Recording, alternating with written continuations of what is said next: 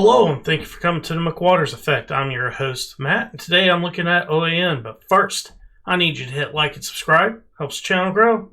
Let's take a look at this news article. Democrats now support voter ID laws amid Senator Manchin's compromise.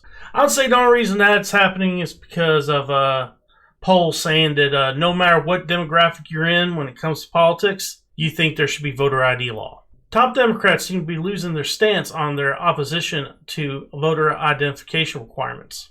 During an interview, South Carolina Representative and House Majority Whip James Clyburn says his party is open to the idea as long as it is equitable. What does that mean? Equitable can mean a lot of things. Democrats like changing meanings for things all the time.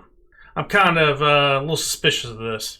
The change of tune comes from West Virginia Senator Joe Manchin, proposed a compromise voting rights bill, which pushes the voter ID requirement.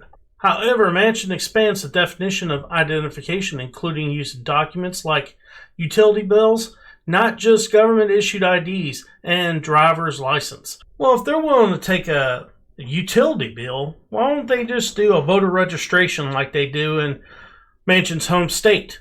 I live in that state, and for you to be able to vote, you have to have a voter registration.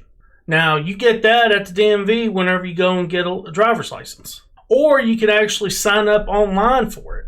And they also have kiosks at convenience stores where you can get one as well. Democrats now jumping to support the Manchin proposal while claiming they support the measure all along. That's a lie. We all know that's a lie. It's Jim Crow. Voter ID is Jim Crow. That's what they were saying. And now they're changing their tune because they've seen these damn polls.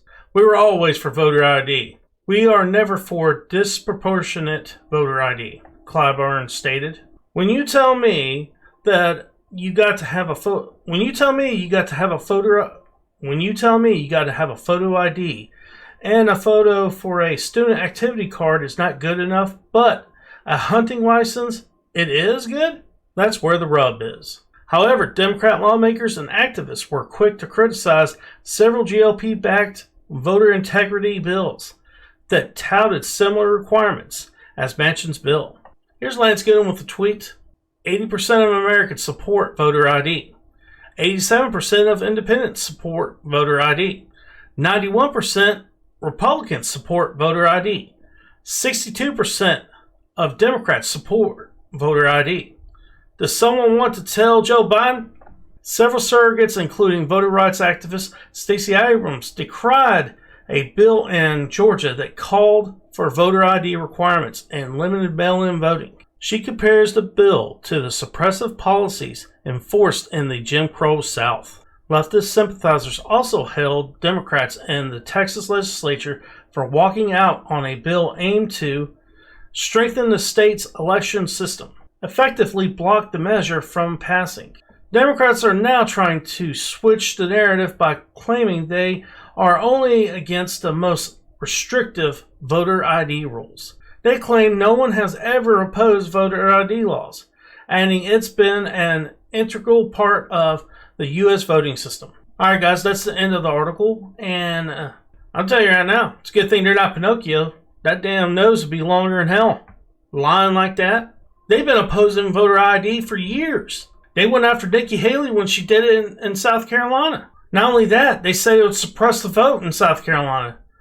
2020, they had more people vote in South Carolina than they had in any other year. And they had that law in effect. They just keep on making up lies, and then when they see something that'll benefit them politically, they say they were for it from the beginning. But guys, that's my opinion. I hope you enjoyed the video. Please hit like and subscribe. Helps the channel grow. Peace.